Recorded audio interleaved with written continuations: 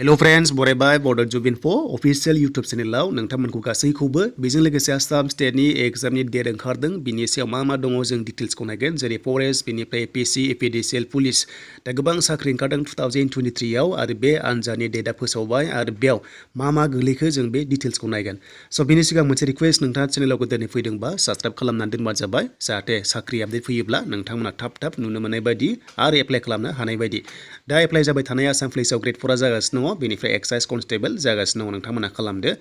दा जों एपीएससी नि अफिशियेल साइटआव फैबाय अके दा बेयाव फैनाय लोगो मोनसे लेटेस्ट नोटिफिकेशन सफैदों बेनो जाबाय एग्जामिनेशन केलेन्डार 2023 दा बेयाव जोङो 2023 एग्जामिनेशन केलेन्डाराव जोङो बेयाव क्लिक खालामनाय लोगो अफिशियेल नोटिफिकेशन बेयाव नायनोसै दा बेयाव मा एग्जाम डेट होखो जों बेखौ नायगोन देन बेनिफ्राय जों एनालाइज खालामगोन माखासे फिसा पस्टआ माब्ला एग्जाम जाथावना स' बेनिफ्राय रिसेन्टलि सिमाहाय आपडेट होदोंमोन 10 मेनि सिगां दा बेनो जाबाय फार्स्ट अफ फरेस्ट रेन्जार दङ फरेस्ट डिपार्टमेन्टनि 8 निफ्राय जागायसिगोन 22 जानुवारिसिम बे जाबाय नोंथांमोननि एग्जामिनेशन स' बेयाव नायदो नै माखासे एग्जामिनेशन एबा बाइबा टेस्ट दङ आरो बेयाव नायदो अके बेनिफ्राय मोनसे बाथ्रा बे मोनसे टेन्टेटिभ डेट मिन्स सोलायनोबो हागौ आरो सिगांबो जानो हागौ स' बेनिफ्राय इन्सपेक्टर अफ लिगेल मेट्रलजि दङ 29 जानुवारियाव जागोन बेबो आरो लोगोसे जुनियर एडमिनिस्ट्रेटिभ एसिस्टेन्ट आन्डार दा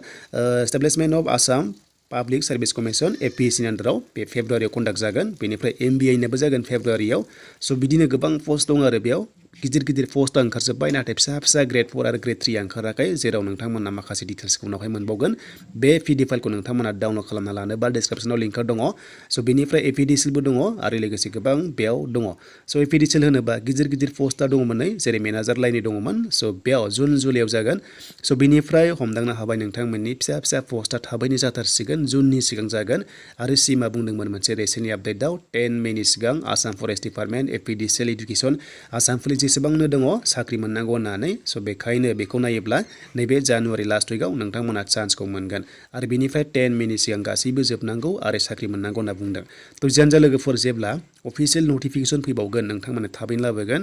आरो लोगोसे थाबैनो APDCL आरो आसाम फरेस्टआव नोंथांमोना